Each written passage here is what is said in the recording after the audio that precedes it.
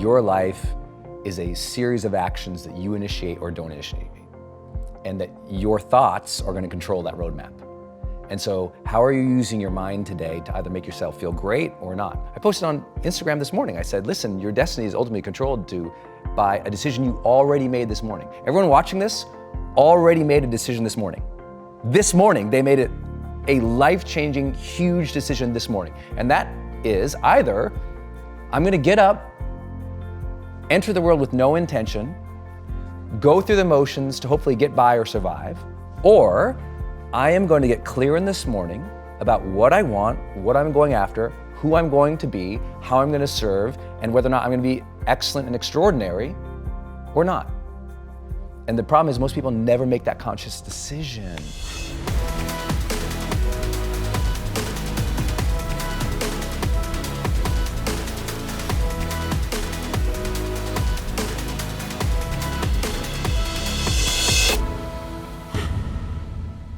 Hey everybody, welcome to Impact Theory. Today's guest is widely recognized as the world's leading high-performance coach.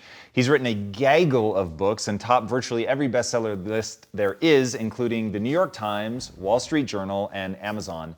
I've gotten to know him personally over the last couple of years, and I can say that I am not at all surprised by the fact that some of the world's most successful people have enlisted him as their coach.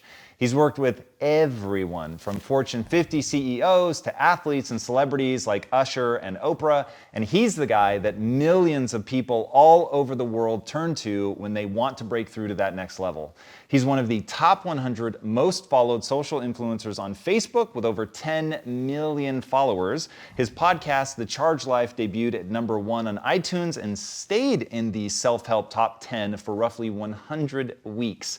More than 2 million students from over 190 countries have taken his online courses, and his video series has been seen over 100 million times. His Experts Academy was ranked by Entrepreneur Magazine as one of the 5 must-attend events for all entrepreneurs, and his recent digital magazine and live event series, Influencer, has launched to sold-out crowds and much fanfare.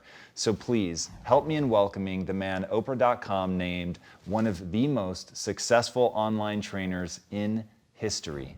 The author of High Performance Habits, my good friend, Brendon Burchard. Yeah! I want to do the fancy handshake! So funny. Let me run it. Thank you. Good to have you. I'm pumped! It is very exciting to be back with you. We've actually spent a fair amount of time over the last few months together, and over the last, about 18 months, 2 years maybe now, that we've spent some legitimate time. Yeah. And right now, half the audience is thinking, this guy he's acting like that for camera. And I can just tell you right now, he's always like this. The amount of energy that you have is really extraordinary. And I want to talk to you about carbs. Carbs, that's it. Eat a lot of carbs. No, I want to talk to you about consciously designing your life. It's an idea that I see you live day in and day out. Thank you. Everything in your world seems completely integrated. The people that you hang out with, the things that you do to have the energy, the things you focus on to make sure that you remain excited, like it all feels like there's nothing that's sort of by accident in your life. So what's the whole concept and how do you actually pull it off? You know, I think I talked about this last time a little bit about my car accident. So when I was a 19-year-old kid, I had this car accident, and prior to the car accident, I had been suicidal. And, coming out of breakup with the woman I loved, I lost my identity in that, became suicidal, had the car accident, and it was just powerful juxtaposition because here I am suicidal, want to take my life, and then I get an accident that says, oh no, I don't want to die. And it forced me to consider how I will evaluate my life at the end of my life. And that has always been the driving force for me is I realize at the end of my life, for me personally, I'm going to ask these questions to evaluate, was I happy with my life? And those for me are, did I live? Did I love? Did I matter? Which isn't, for some people watching like, so what? But I was 19 and it set in me. And so if you think about it, that was 23 years ago. If you wake up every day with a super clear intention and reverence for life, realizing how short it is, you absolutely get your act together. But how do you really turn that into a roadmap and start doing the right things? Because one, I think a lot of people could waste a moment like that, the eye-opening thing. A lot of That's people true. could do it for That's a while, true. and Yeah. then without concrete things to do on a daily basis. Like, what I really want people to understand in all the research that you've done on high performance and all of that, it comes down to things that you can do. It comes down to things that you can teach. It comes down to things that people can structure their life around. And what I want to dive into today is that structure. Yeah. You know what's funny is, like, I think you nailed it. People take an eye-opening experience and some don't do anything with it, and some people grow from it. And I came back from that experience. I was in college, and prior to coming back, I was the depressed kid, the sad kid, kind of the lonely kid, kind of the pull away from the world kid because I was hurt. I came back and I had this new intention to live. So I wanted to meet people and talk to people, and they're like, who are you? And anytime you change your life, usually people are like, what's wrong with you? So everyone's like, what's wrong with you? But I was like, I'm gonna change. Because I knew I didn't want misery anymore. I didn't want suffering. I didn't want sadness. I didn't want negative thinking. I didn't want poor quality of relationships. I didn't want to feel horrible. So I began the quest of, well, how do I not feel horrible? So I started reading, first I started with personal development, self-help, then jumped into spirituality, then jumped into psychology, then jumped into neuroscience, then jumped into sociology, then jumped into leadership, and spent every week for 23 years, I've read a week on one of those topics for 23 years. I went to the seminars, I bought the audio courses, so I'm listening to Dale Carnegie and Napoleon Hill and Earl Nightingale and Jim Rohn and Zig Ziglar and Louise Hay and Marianne Williamson and Debbie Ford and Tony Robbins and Wayne Dyer, Deepak Chopra, Brian Tracy, and I went down deep. Like, I'm very much like you, I'm obsessive. So I got obsessive into psychology. Carl Rogers, Alfred Adler, Roy Baumeister, Abraham Maslow, all of the positive psychology work that was developing at the time that was becoming bigger and bigger and bigger. What were some of the early things you were pulling out of that to begin changing? I'm guessing you didn't lay in the hospital bed and have the revelation of all the things you needed to do to your mind to get out. So what were, in those early days, you're reading these books, what are some of the first things that begin to hit you? Like, I remember I had a transformational moment with Napoleon Hill and Think and Grow Rich. And that was a real demarcation point for me. The notion of, oh, if you think you can, and if you think you can't, you can't. And that was one of those things that just sort of cut to the heart of everything for me and became something I could circle my mind around. What were some of those early things for you? First and foremost is exactly what you started the show with, which is conscious design. It's like, your life doesn't end up an accident. Your life is a series of actions that you initiate or don't initiate. And that your thoughts are going to control that roadmap. And so how are you using your mind today to either make yourself feel great or not? I posted on Instagram this morning, I said, listen, your destiny is ultimately controlled by a decision you already made this morning. Everyone watching this already made a decision this morning. This morning, they made it a life-changing, huge decision this morning. And that is either I'm gonna get up, enter the world with no intention, go through the motions to hopefully get by or survive, or I am going to get clear in this morning about what I want, what I'm going after, who I'm going to be, how I'm gonna serve, and whether or not I'm gonna be excellent and extraordinary or not. And the problem is most people never make that conscious decision. So I was learning early on, make the conscious decision about who you want to be each day, stay congruent with that. And that was, for me, a kid who was just going through the motions, all of a sudden going, oh, who do I want to be? What do I want my relationships to be like? That was really important. And then I started setting personal challenges every month. At the beginning of each month, I do this whole thing where I holistically evaluate my life on the first of every month. And it's like these 10 different categories of my life, from emotional to relational to financial to career, mission, objectives, all these things. I go down that on the first of the month, just kind of holistic viewpoint of my life. And then I set a personal challenge and a professional challenge. And I do that every month. Every Sunday, I revisit my progress. Every Sunday for 23 years. So it's not like I'm just, one day ended up in a happy life. It was like that level of self-evaluation that most people avoid until their birthday or New Year's. I do it every Sunday and every first of the month, and I don't ever miss. And I think that has helped me kind of know what my thing is. Because I don't think I'm super special. It's like, what I help people do, and this is chapter 1 of High Performance Habits, right? Seek clarity. The only reason I get to work with all these people you mentioned is because they're at a new level in their life where they're going, what is it now for me? And I help them kind of figure that out. Like, what is it now for you about how you want to define yourself? What types of relationships you want and how deep you want to go? What is it that you want to develop as skill sets? And what is the specific service you want to provide? And I just work them through that because I've been working through that myself, So let's say it's Sunday, and what does that look like? You sitting down at a desk by yourself, headphones on, journal out? Are you sitting at a computer? Are you writing by hand? What is the physical process there? Desk, journal, green tea. Desk, journal, green tea, and by myself, doors closed, no phones, no computer, just sitting and thinking about it. Do you that write self-evaluative process is huge. Do you write as you think? Sometimes. Not always, sometimes. So if you're not going to write as you think, is it a meditative practice? Like, are you sitting there? So if I'm trying to think through a problem, I'll sit myself down. Ideally a completely dark room. If the sun is already up, then I'll put something over my head so that it's at least dark to me. I've got over-the-ear headphones. I'm listening to the sound of a thunderstorm, something that just completely collapses my world down to inside my mind, basically. Yeah. And I'll return to either a visual image or a very simple sentence, like one that I'm doing right now because we're attempting to get Neon Future, one of the fiction projects that we're doing, thank you, turned into a different format. The simple phrase that I come back to is reboot Neon Future. So like, what does that look like imagined in this new way?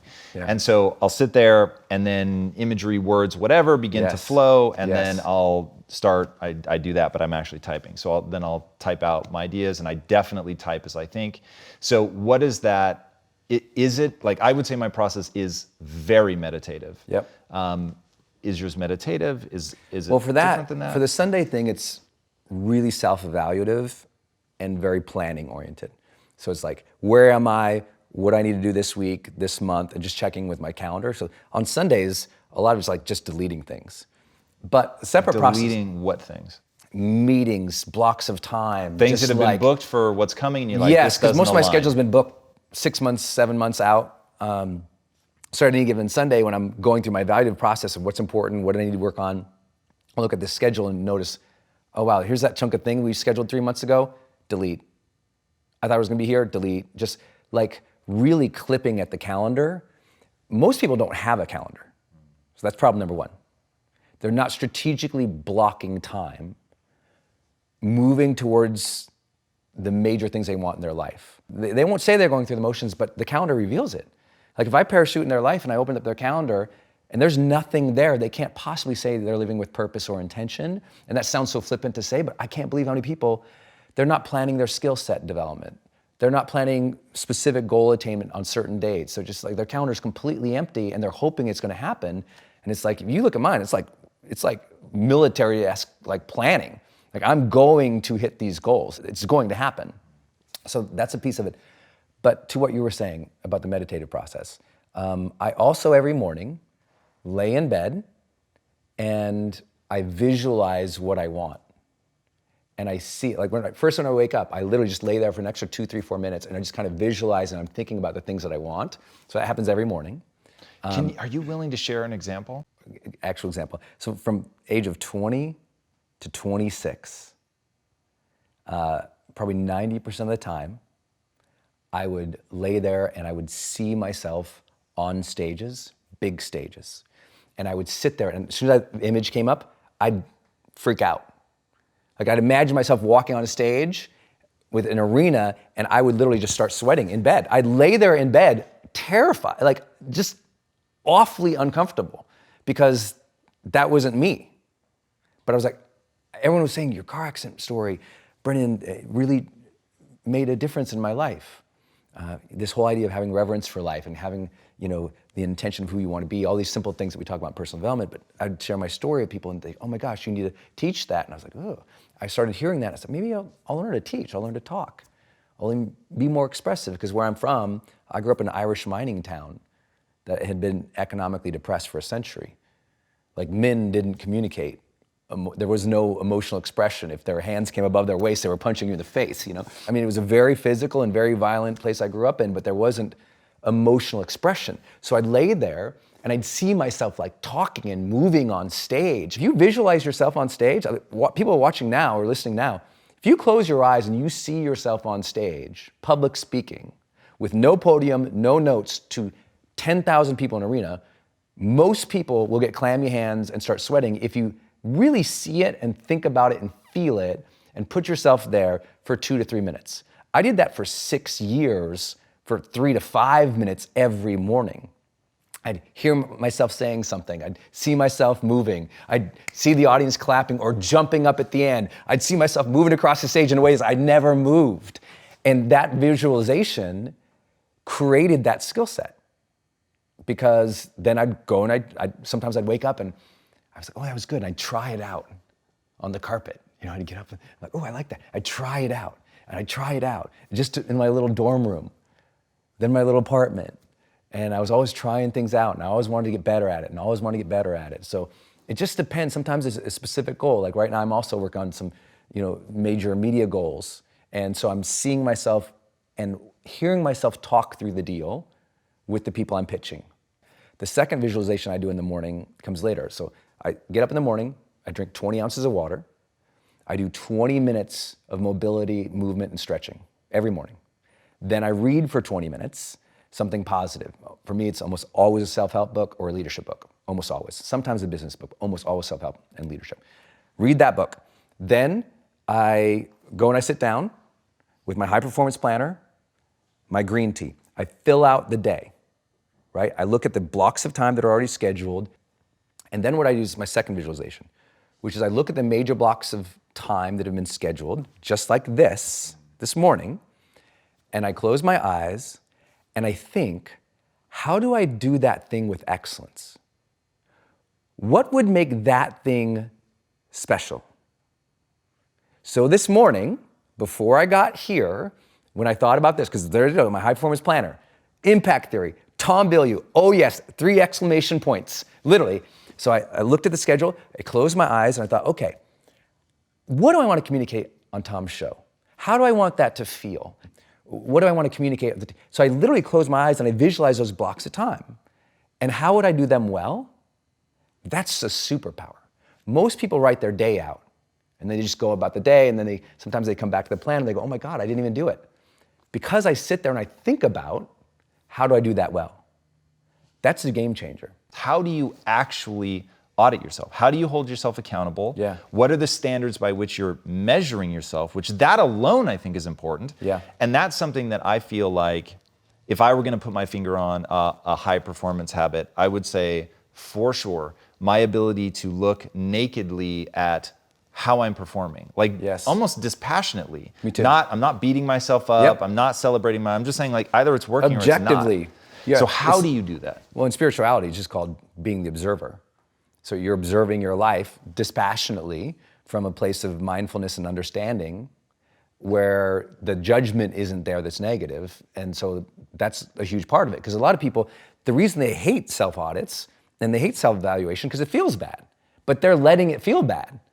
Like instead, it's like, how do I perceive this and think through instead what my real intention should be? So how do I do it? And here's how I'd recommend others do it. First, I have my high performance planner, which literally details out. But if you don't have the high performance planner, here's a simple thing to do. 3 things I want you to do every day.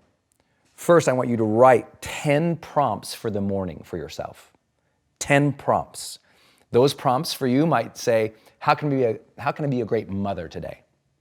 How can I show appreciation to someone on my team today? It might say, how do I care for my health today? It might say, 3 words I want to keep in mind all day. The message I have for myself today is this. The most difficult thing I'm going to face today would be this, and the best way my best self could overcome it is this. 2 big long-term projects to keep in mind are this, right? Those, write down 10 prompts. So the high performance planner begins in the morning.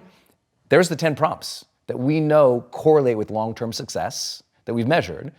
There they are. So I fill that out every morning. Second thing I want you to do, at the end of the night, 10 more prompts. What did I learn about myself today? What did I learn about other people today?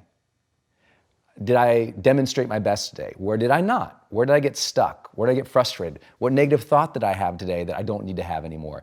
How did I treat people today? Did I move as swiftly towards my goals today? That type of thing.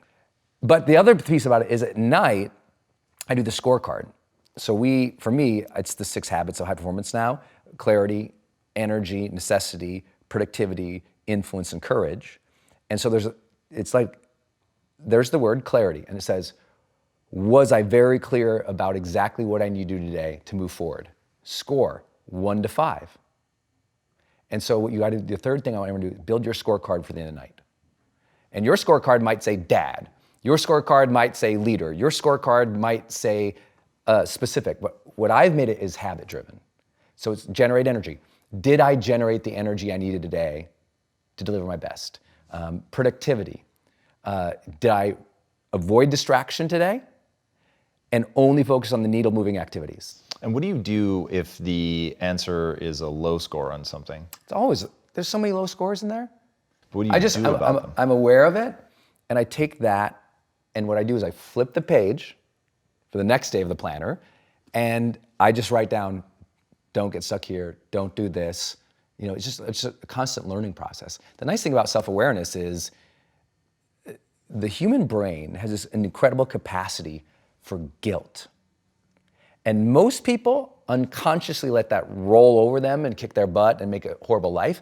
I love guilt. Guilt is a tool. Guilt is a weapon. Guilt does not have to be a bad thing. It's not like I perpetuate, but I'm like, I love that I feel bad when I don't do a good job. Most people hate that about themselves. I love that feeling. I'm like, I didn't do a good job there. Next time I will. So some people, guilt is discouragement. Other people, it's a signal for learning. To me, guilt is a signal for learning. It is the body and the brain, the spirit, knowing what is right, knowing what is wrong, knowing what's great, knowing what's mediocre. And it's saying, hey, do a little better.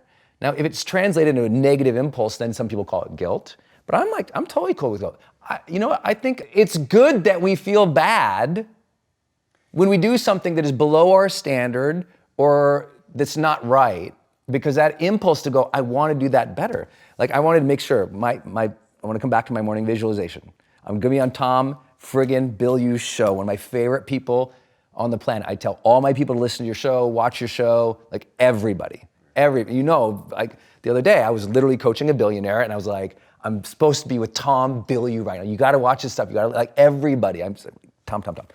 So this morning, I was thinking, like, how would I make that excellent? How would I feel good being on Tom's show? So when I was visualizing that, the one thing I want to make sure I did today was acknowledge you for how incredible of a speaker you have become. Wow. Because I saw you 2 years ago. And the Tom Bilyeu on the stage today is fundamentally the same. It's the same man. The congruence is there, but the performance and the talent and the power with the audience has gone like this. Like, you've gone from a passionate dude to one of the best speakers in America right now. Wow, thank you, man. And watching that, I know that is because the impulse is like, when you come off stage and you crush it, or when you're like, I can do better. And that impulse, that desire to learn and drive and do better, is something that doesn't always feel good, because it says also, I kind of screwed up over there. But when you can dispassionately recognize your performance and go, I actually want to become great at this, all of your psychological and spiritual energies kind of align a little bit to saying, let's grow then. And if you can allow that impulse and deal with that anxiety and that discomfort that comes with it, just like when I was laying in bed for 6 years and an awkward, super weird dude, sweating in bed, literally profusely sweating, thinking about speaking to people, like profusely sweating. I endured that visualization, that practice, that trial, for myself to become good.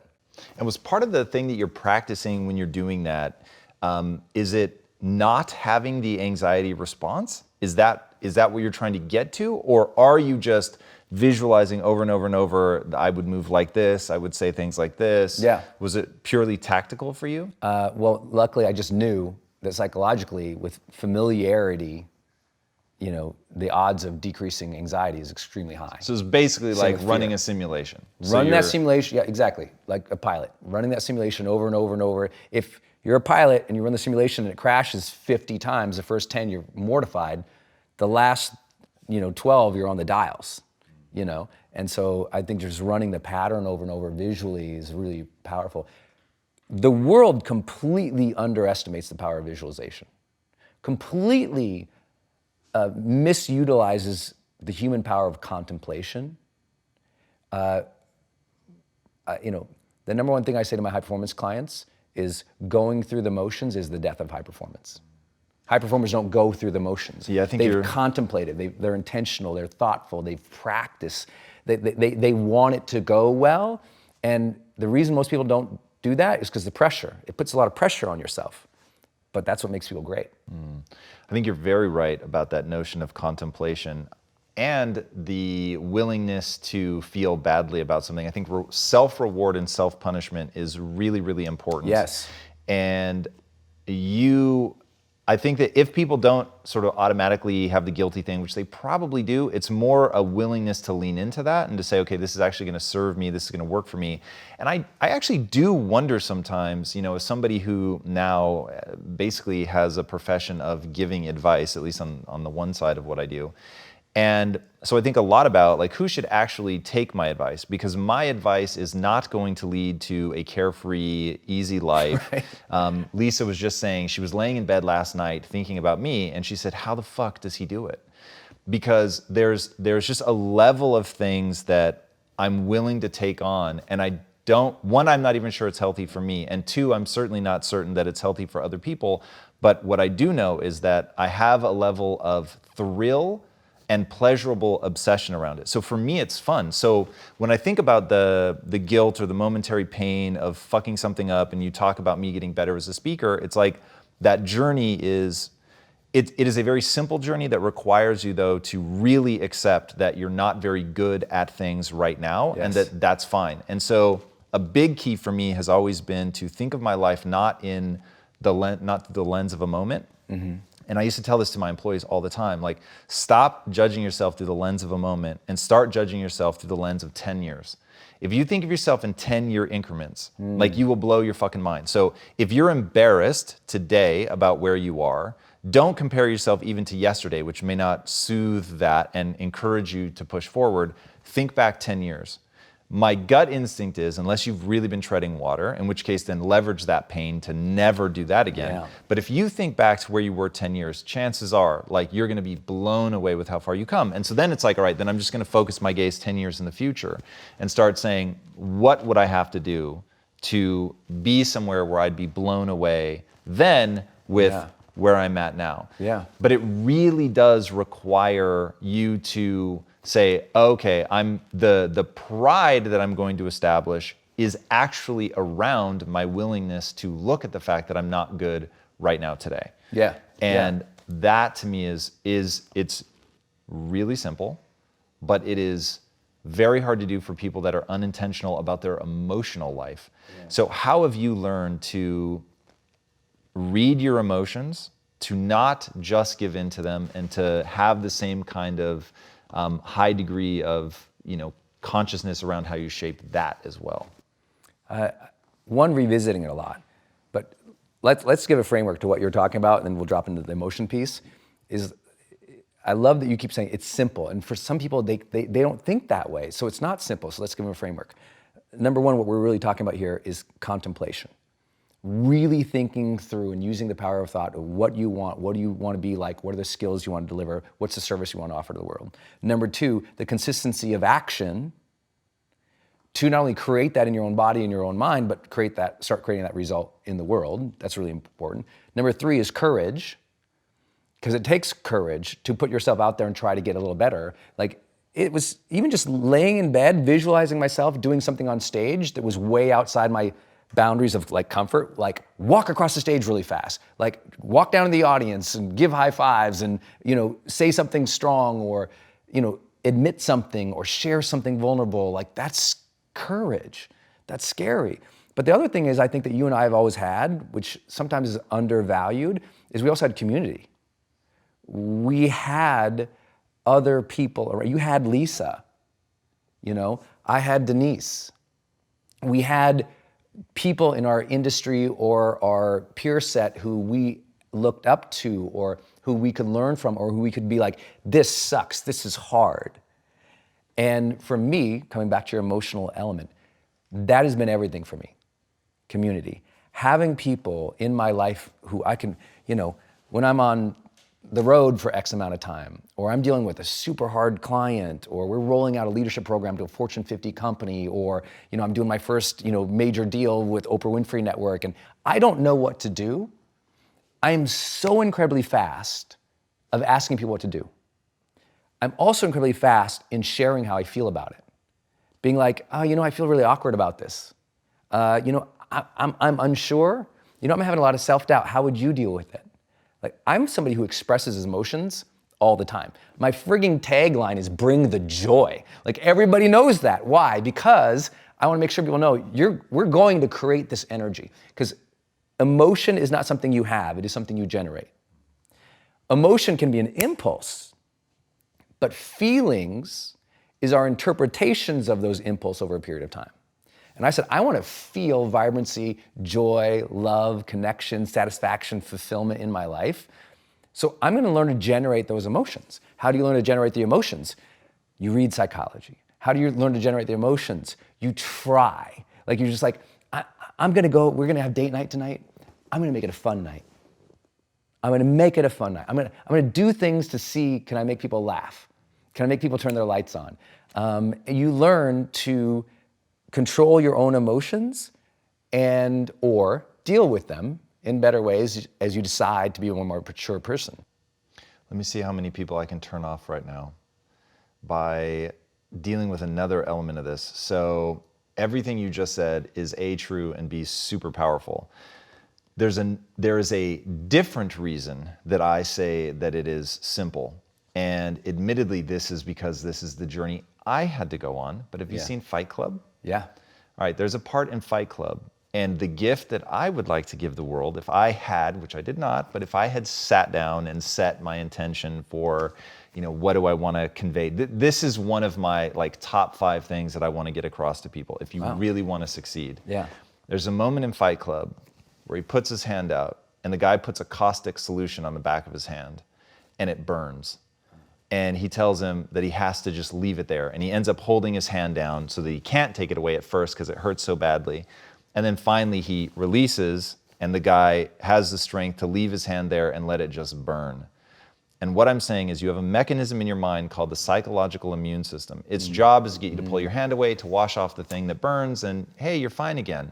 Yeah. What I'm saying is if you want to be great, the burning sensation is you having to accept that you fucked something up, that you're not as good as you want to be, that there are people that are better than you, that you're not as far along in the journey as you want to be. And what you have to learn how to do, if you want to be great, you have to learn to let it burn.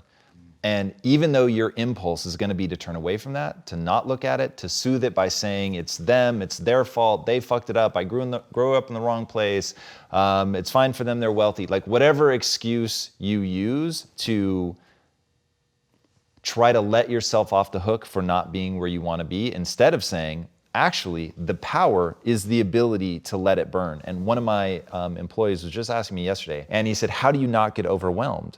And I said, you want to know the God's honest truth? The second I feel that impulse, Brendon, I say to myself, you don't get overwhelmed. I'm not going to fucking back down. I will not break. You cannot break me. Fuck that. Get that shit out of your head right now. And just interrupting that thought with an aggressive impulse of I'm going to let it burn. Now, I'm not a moron. So I immediately go, hey, thank you, psychology, for letting me know that, there's a lot of things coming at me right now. So I'm going to go meditate. But the way that I interrupt the thought is by reminding myself not to be weak. Who's in control? Right. 100%. Who's in control? Is overwhelm in control or are you in control? Are all these different situations making you feel something or are you allowing yourself to interpret something to make it that? And so I think that's incredibly powerful. I think there's a yin and a yang to that too. I think those who learn to endure hardship, struggle, challenge, difficulty, pain, grief, Failure. vulnerability, failure, regret. That's one side of that coin. If you learn to do that, but you also don't, on the other side, learn to allow joy, fulfillment, satisfaction, a sense of, now hold on. I have to stop you. Allow, is that the word you want to Yeah, commit to? I'm going You said there. bring. I'm gonna build, Okay. I'm building. You have to first allow it, because what most people do is, if on the other side of the coin, it's super etched in, what happens is, even when that impulse comes up to, I like this, oh no, I'm not supposed to like it. So you have a lot of people who are extremely talented at the top levels, who they do endure the pain, and they really like the pain, and they will allow that all the day long. They'll allow that now, because they'll tell their brain, this is what's expected. But they also don't let themselves feel good when feeling good is there. This is a real big problem. I mean, if you study like psychoses, a lot of people who really struggle with addictions, eating disorders are super common, who even when they feel that sense of self-love or self-acceptance, oh, I'm not supposed to feel that. No, you really, there is an element to personal development where you have to allow the good feelings and not push them away because it's like, oh, I don't deserve to feel that. Because a huge part of the world is telling themselves, I don't yet deserve to feel happy. Even though happiness comes up, I shouldn't feel that yet. I'm gonna keep striving. It's not until I get the next 2 million, then I'll let myself feel happy, even though they had that good Monday. And so you have a lot of people who are striving in difficulty, who also have not taught themselves the emotional side of what is called the most important movement in the history of the world in psychology, called positive psychology, kicked off by Marty Seligman, a good friend of mine, Mihaly Csikszentmihalyi. Without that work of saying, no, we also have to allow ourselves and teach ourselves to flourish, feel satisfaction, feel joy. So I'm 100% with you. And I'm like, the rule is, that's one side of the coin.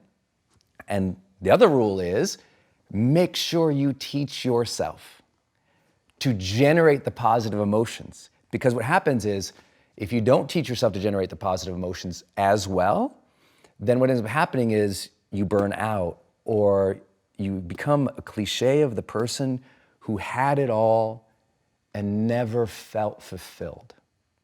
And our mutual friend Tony Robbins says, like, that's ultimate failure. To succeed, but never feel like a success, never feel like you've had it. Like, I'm vitally aware that, I could get on a plane and not survive. I'm vitally aware that tomorrow might not be here for me.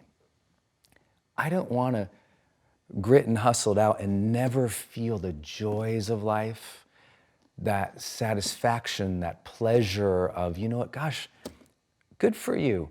You're trying hard, Brendon. Today sucked. You failed today, Brendon. But you're doing a good job, kid. Stay in the game. Feel some satisfaction that you tried. Feel some fulfillment of that, because what I learned from high performers, this is not just Brendon's personal opinion. I've done this for 16 years at the highest levels. And I see it over and over. It's usually when I get the call, it's like, well, I just sold my company for, hundreds of millions, and I'm miserable. And I ask, when someone says, I can't figure it out, Brendon, everyone says I should be happy. I'm not. I don't know what's going on. And they're edgy as hell about it. Like, I have it. I mean, geez, look at the house, look at the girl, look at the cars, look at the thing. I got it all. I'm freaking out, man. I don't know why. I did it all. And I said, well, did you ever teach yourself to be happy along the way? And they never did that work. Because doing that work is what makes life worthwhile, too. Why are you so good at relationships? Like, what are a few of the things that make you bond with people as quickly as you do? I always come back to, there must be an intention there. So the intention, where did the intention come from? So the intention for me came from, when I was on my deathbed, and in, 2 times in my life I thought I was gonna die. And the one that gave me the greatest gift was the did I love part of did I live, did I love, did I matter? I saw scenes of my life. When I thought I was gonna die, I saw scenes of my life when I was surrounded by the people that I loved. And my instant feeling was, I'm gonna miss them. And they're gonna miss me. And I'm dying, and that's so sad.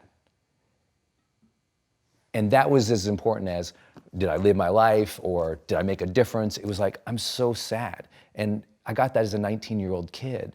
Like, a breakup of a relationship sent me into suicide. That realization was like, oh my God, at the end, all you're gonna wonder is about your family and your friends and the people you loved, and all they're gonna miss you. So I got early that one of the objectives of this game has to be deep relationships, because you're gonna see scenes of your life surrounded by people you love at the very end. And I'm like, so live your life so it's this epic, beautiful movie. And so I think that was where the intention came from, was I just wanted to have great relationships. The second is, I'm so good at recognizing how awesome people are. You know, I have a talent finding capability of just goodness. Like you know it, you've been in my world. I don't attract assholes. Like, they're nowhere, I'm too annoying. I'm too happy for them. There's too much positive psychology happening, so the assholes are like, I don't like that guy. They don't come to my seminars. They don't buy my stuff. I repel all the jerks. And I'm super lucky by that. I don't know if it's the way I look or the way that I talk. I think the other aspect is all I want to do, and what I realized early on from reading personal development books, is your life creates a ripple. And so I'm always trying to realize that maybe I can make somebody smile today, and now when they go home, they're nicer to the kid. That's a real thing. And so I treat people with that recognition, because I don't know if you ever, sometimes when someone treats you bad, it really does mess up the rest of your day. And I had people beat me when I was a kid. I got in fights when I was a kid. I was in martial arts most of my life. So I've just had like super violent things happen in my life. I've had a lot of drama with relationships early in my life. And I'm talking like pre-20s. And I just wanted to be the positive ripple. I love that, dude.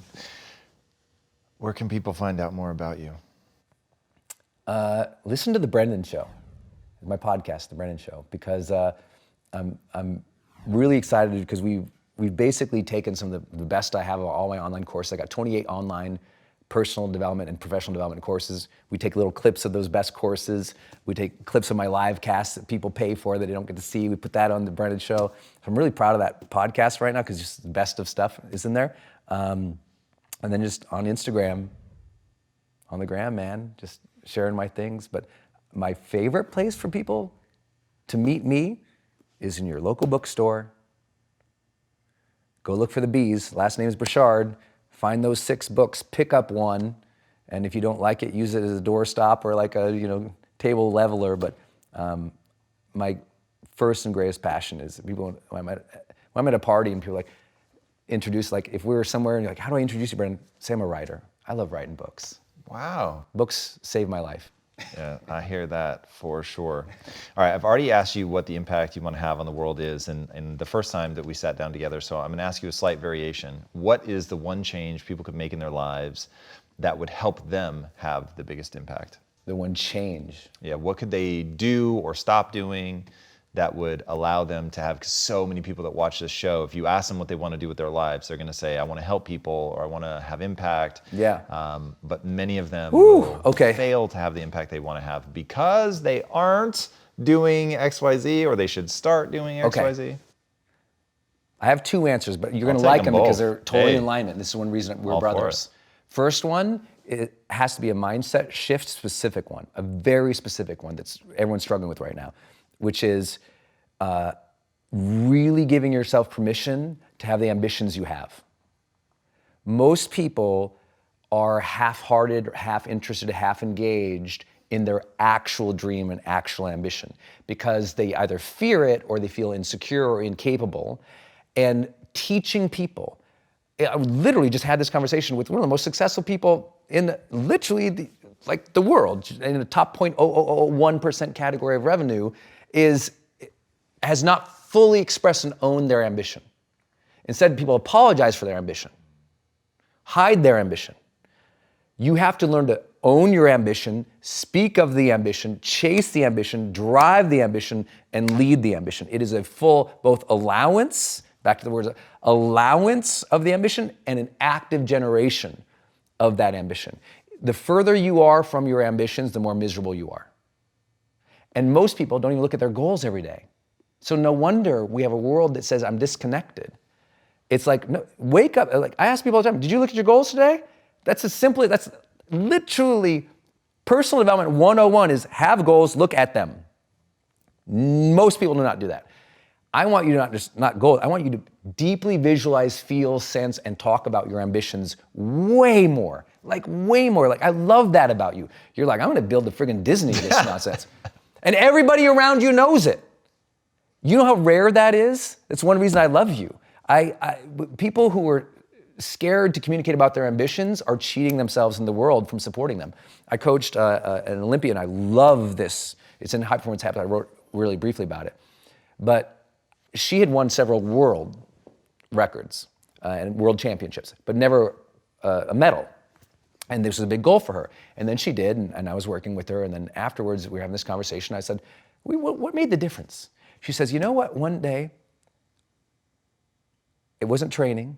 It wasn't nutrition. It wasn't diet. It wasn't everything we talk about. She goes, one day, I just started shouting from the rooftops that I wanted to win a gold medal. I started telling everybody around me. And she had this great say. She says, when you shout from the rooftop what you want, two things happen. One, the village idiots come out and judge you. All the village idiots. She says, but also the village leaders come out and go, see this. Let's set this person up. She said, all of a sudden, the right coaches, the right dietitians, the right former gold medalists, the right teammates came out, and all of a sudden she had a community who were galvanizing behind this vision and ambition she had that she never achieved, even though nothing changed in her physical body. It was like she communicated the ambition, the tribe arrived, the goal was achieved. Complete game changer. So allowing the ambition, shouting it from the rooftop, that's the mindset. That is a behavior change that takes real personal power, real courage, real vulnerability, whatever you want to call it, but most people don't do it. That's number one. Number two, you have to have daily intention and habit tracking. You can't leave your personal development to randomness. And what most people do, they leave their personal growth to randomness, and so they're always in the land of mediocrity. You have to have that morning routine and that evening routine of evaluating where you are and where you want to go and asking the hard questions of what is it about me that's not moving forward? What is it about me that I need to accept, love, care for, take care of, do a better job with? How do I treat other people so I can get ahead faster? What do I need to focus on? If you don't do that on a daily basis, you're going through the motions. And even if you're successful, imagine how much more successful you would be if you were way more intentional and you actually tracked your habits. This is why we developed the High Performance Planner, because I wanted it. I was like, I know how easy it is to go through a day, you hustle all day, and you crash at the end of the day. I know the 100-hour work weeks. I know how that feels. I know what that's about. But if you're doing all of that and you're not aware, that leads to a nightmare. That leads to you take the wrong path and you're hustling down the wrong path. You lean the ladder against the wrong building. You do the wrong thing.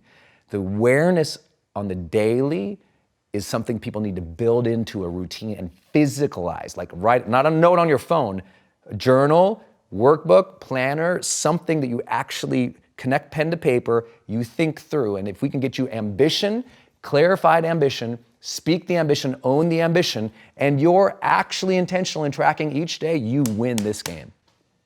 Very well said. Yeah. Guys, he says a lot of things very well. I highly encourage you to go to the B section in the bookstore and pick up all 6 of the books. They really are extraordinary. The deeper you dive into his world, the more you're going to get out of it. He is one of the rare people that the more I get to know him, the more I like him, the more I'm affected by him. So I hope that you will avail yourself of all the amazing stuff that he makes available. All right, if you haven't already, be sure to subscribe. And until next time, my friends, be legendary. Take care. Brendon, my motherfucker. Yeah, brother. Thank you, dude. It's good? That was amazing. All right. There's always another racetrack. There's always another game. So take your game and ratchet it down just a drop, and you're going to have another game. And he was right. I didn't listen to that. To me, winning was everything.